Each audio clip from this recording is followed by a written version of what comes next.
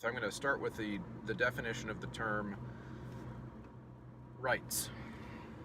You hear a lot of argument in the political sphere about what people have a right to and what they don't. And in a lot of ways, if you think about it, that's a good portion of the political conversation in any given country at any time is an argument over rights.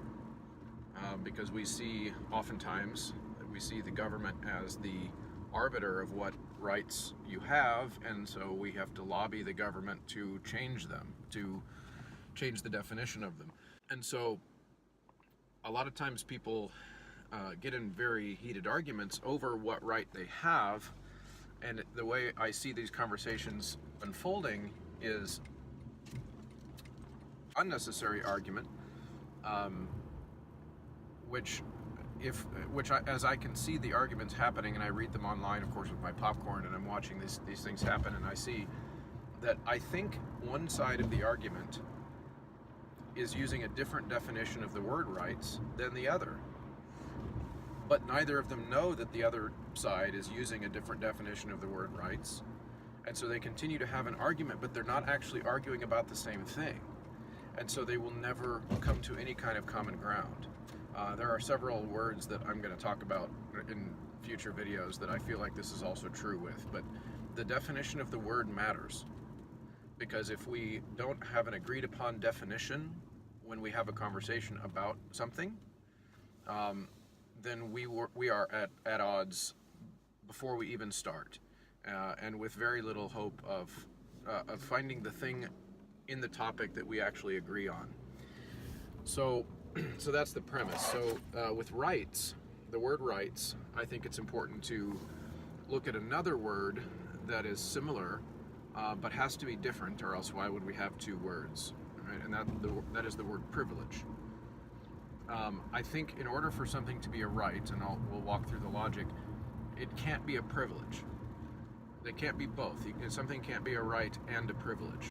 You'd have a logical problem there. The logical problem is that a privilege, I think we all typically agree more soundly on that word, which is that something is a privilege if it's something that is granted to a group of people or a person, but not to everyone. Right? So if you are, the whole notion of a privileged upbringing, maybe from that your family is wealthy, right? Well, obviously it's a privilege to be raised that way because not everyone is. So you've got to have some kind of exclusivity for something to be a privilege.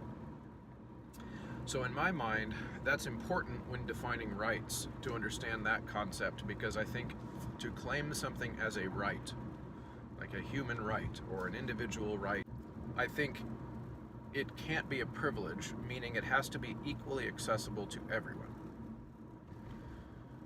Okay, so that part of the definition probably I haven't lost anyone on. Most people would say, yeah, okay, yeah, agree. I agree. Yeah, a right is for everyone. Okay, well, here's where it gets a little bit more dicey. To apply that standard, though, to things that most people consider a right, I think is where I might lose some people that maybe haven't thought of it this way.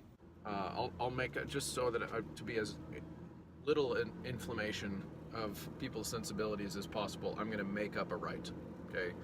So that is not one that we typically discuss. So let's say that there is a hefty political movement going on in a country.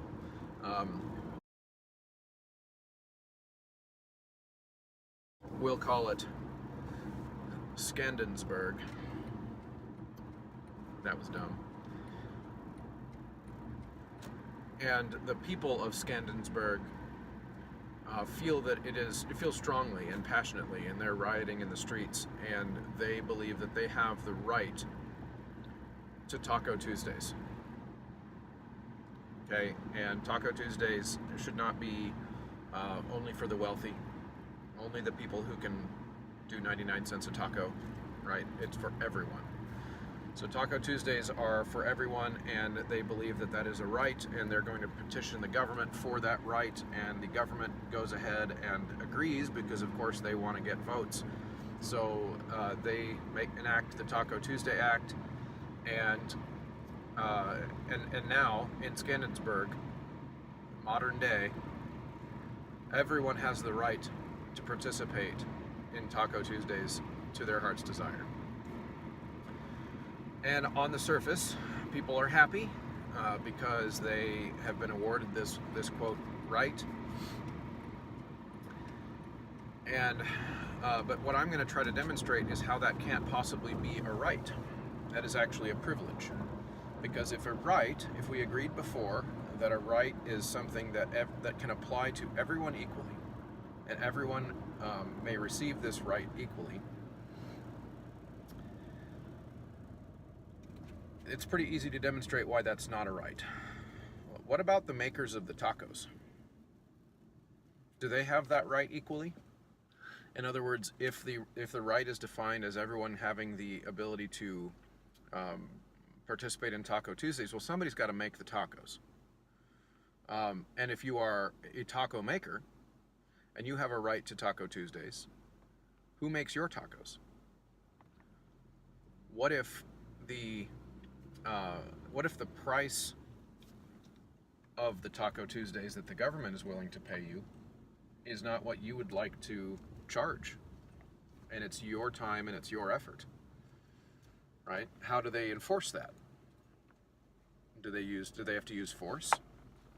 Probably. It probably has to be written into the law that these taco service providers will continue to provide tacos at a price that they didn't agree to. And who's going to make the tacos for them? Right? That's the key. So what you would find is that there is a small segment of the population in Skandensburg that doesn't have tacos being provided for them. They are the providers for others. So they are the chattel. They are the cattle, the slave, that has to grant that right to other people. In other words, without their labor, that right wouldn't be possible. So I would define that as a privilege.